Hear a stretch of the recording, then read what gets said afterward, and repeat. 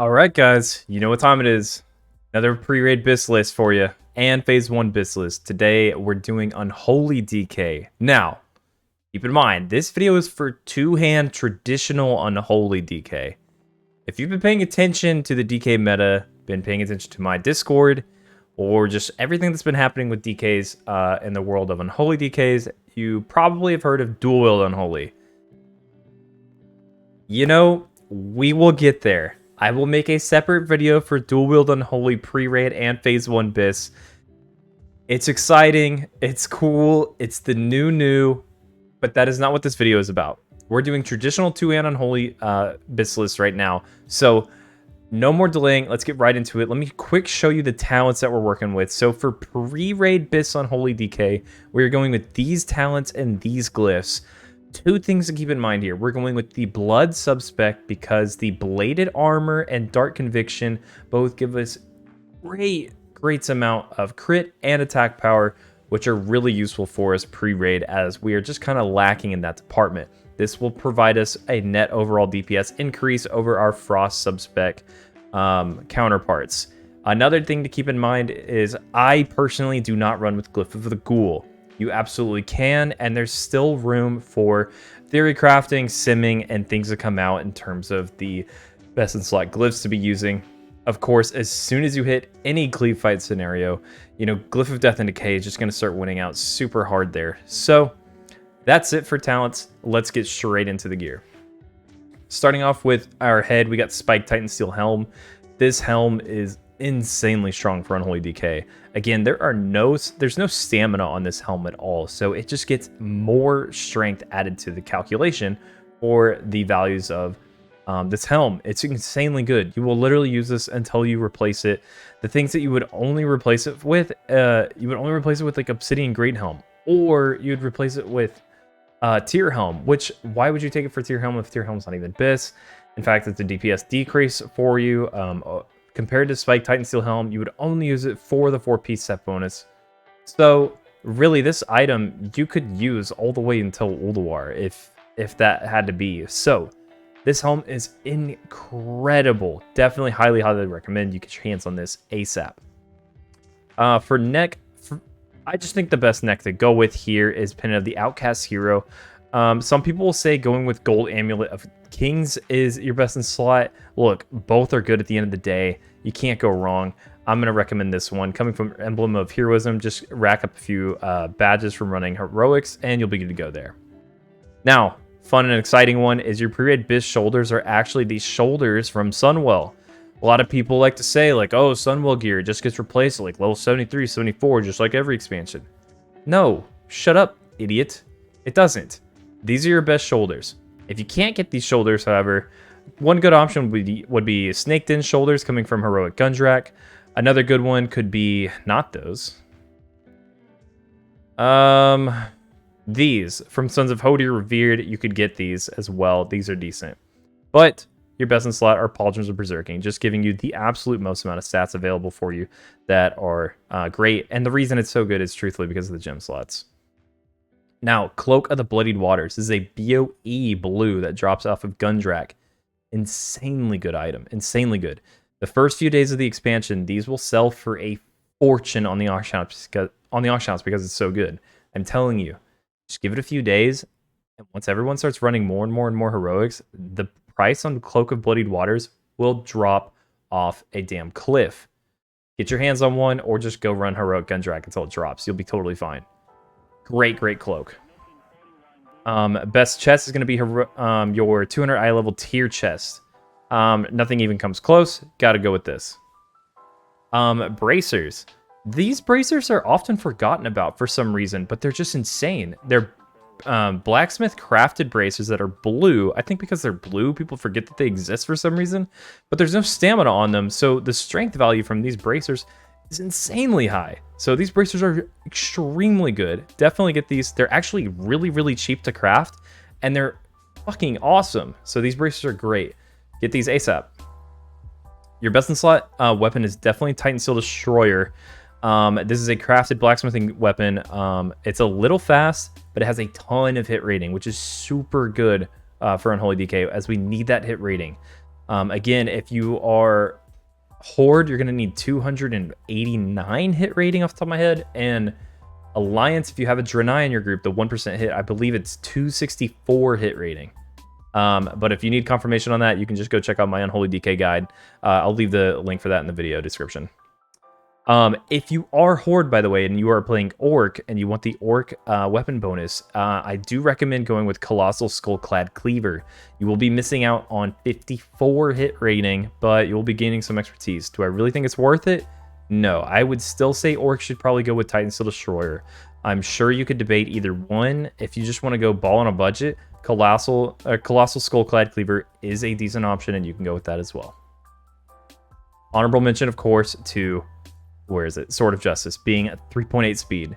This shit's incredible. It's actually really good for PvP too. But dropping from Halls of Stone. If you want it, you can get it.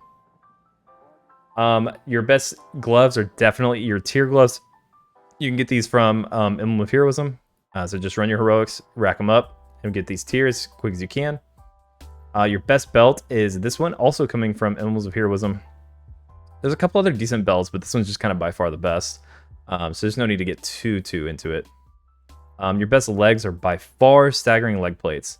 Although I will give a quick honorable mention to Fell Fury leg plates being really ridiculously high in terms of the value that you can get from them if you gem them with full Wrath of Lich King gems, of course.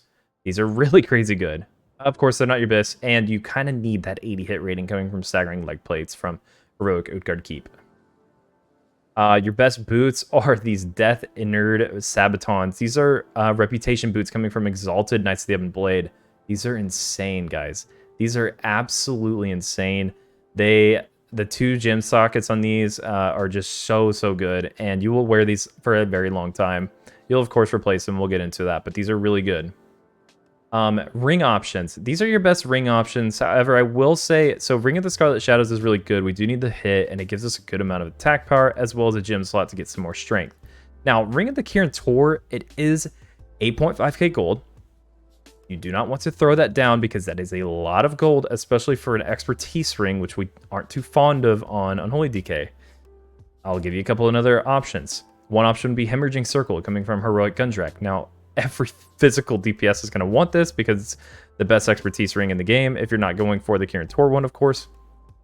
And, of course, another good option I could recommend... Where is it? Just to get you by is Morbius Band. This is from Heroic Culling a Stratholme. Good amount of hit here and agility and attack power. It's decent. So I will recommend that one as well. Now your trinkets, of course, these are your best in slot for the phase, are Meteorite Whetstone and Darkmoon Card Greatness. Now, if you are not going to be able to afford Darkmoon Card Greatness, or you're just wondering what's the next best option, it's going to be Mirror of Truth. That's it. That comes from Emblem of Heroism. Now, for your sigil, you will want to run Sigil of the Wild Buck. This sigil comes from PvP, dailies, and Grizzly Hill. You can literally knock this out in about 5 minutes. Get this sigil, super easy, and it's super decent. Run with it, use it, it's great. There's potential for a sim to come out that could provide that Sigil of Haunted Dreams, potentially being comparable or better for traditional 2-hand Unholy. I'm skeptical. I would run with Wild Buck and just replace it with Awareness as soon as you can. Don't overthink it, and we can confirm this later once we have the sim running on the DK Discord. Now, for Unholy Phase 1 full BiS, we got this set up. Let me quick go into talents because I do believe, in my opinion, Cross Sub Spec starts to win out once you are getting close to, if not full Phase 1 BiS. That's when you want to convert to a talent tree more like this. So, with that out the way, let's get into the gear. Now, 4-piece Tier 7 is very good on Unholy DK. Again, just to reiterate, this set bonus gives you, so that when you Scourge Strike, you are generating an additional 5 runic power. This is super good. Super good. There's a case to be made that if you have a really good Resto Druid, or multiple Resto Druids in your raid, providing you with a lot of Revitalize, or if we can ever confirm if 2-piece Tier 3 stacks with Revitalize, then potentially you could run with a different setup. But I'm going to recommend this at the end of the day, and we can worry about the nitty-gritty later. Obsidian Great Helm being your best in slot helm. The only problem is this is an expertise helm. You're probably last in line for this helm, and you should be. You aren't too worried about getting this, even though it is your best off-piece. Once you get your turn at it, take it, use it, it's great. Until then, don't sweat it. Keep running with your blacksmith helm. Now, neck, there are a couple options. I do like to go with Fool's Trial here at the end of the day, as the hit rating is decent. We get a crit, attack power, and agility. All right, you know what? It's pretty good. Sure, you could go with the EoE quest neck, but at the end of the day, it's an armor pen neck. And the spirit one for caster DPS, like your warlock, they're really going to want it too. So you're probably pretty far on the priority list for this. I would expect you, if you're playing Unholy DK, to not be receiving this. Another good option is Collar of Disillusion, although it gives a lot of expertise, which I'm not too great on, not really too high on. I'd rather just go with Fool's Trial. So Fool's Trial here wins out. This drops a lot in Nax as it's a shared loot table next, so you will be seeing a lot of these. Just grab one when you can and run it with it as your best in slot. Solid neck. Of course, like we said, we're running 4-piece tiers, so we get our tier shoulders here, best in slot. Best cloak is definitely Drape of the Deadly Foe, coming off of KT and Nax. Of course, our tier chest is our BiS. Best bracers are bracers of Unrelenting Attack. These are by far the best. It's gem slot, it's hit rating, it's Nax 25, 213 eye level. Just by far the best wrist. Of course, the best weapon in the game is Betrayer of Humanity. I will say that Unholy DK will probably be pretty decently high on the list for this in terms of priority, although I could see a world where you are probably second or third in line. Of course, we got to go tier gloves. Best belt is going to be Girdle of Chivalry. Nothing else even comes close. It's got hit, haste, extra gem slot for even more haste. Great. Now for pants, we're going with these. And keep note that we are running with the jewel crafting hit, getting the socket bonus here for even more hit, because we do really need that going into getting that hit cap for us. So tier pants here. Boots, we're going to go with Sabatons of Sudden Reprisal. There's a case to be made that Melancholy Sabatons are going to be better for you overall on 2-hand Unholy, but these are super contested, and in my experience, they're just kind of a rare drop in EoE. Like, you barely see them. So unless you're doing split runs or you just get lucky and see a boatload of them, I would just forget that these even exist. And we're not going with Iron Spring Jumpers. These are just have a ridiculous amount of hit that you definitely don't need, plus armor pen off. So just ignore that. Now, Ruthlessness, definitely going to be your best ring here. Does give you some expertise, which is okay. We will take some, and just a good amount of strength and crit. And then our next ring, of course, being Surge Needle Ring. Now, this one is BOE, coming out of EoE 10. This will either sell for fortune, like 10 to 20k gold, depending on your server, or you can just hard res it, or just run EoE 10 with guildies and take it. It's great. It's your best. Before you get your hands on Surge Needle Ring, Strong-Handed Ring is extremely similar in stat-wise to Surge Needle Ring. So this one is phenomenal. If you want to run with this instead of Surge Needle Ring because you're balling on a budget, or you just got unlucky, then go with this. You will see this a lot because it is, again, one of those shared loot table rings from Nax 25. And of course, we're running with Meteorite and Greatness, and then our Sigil is definitely going to be Sigil of Awareness for Phase 1. And that's it. This one was a lot shorter than the last.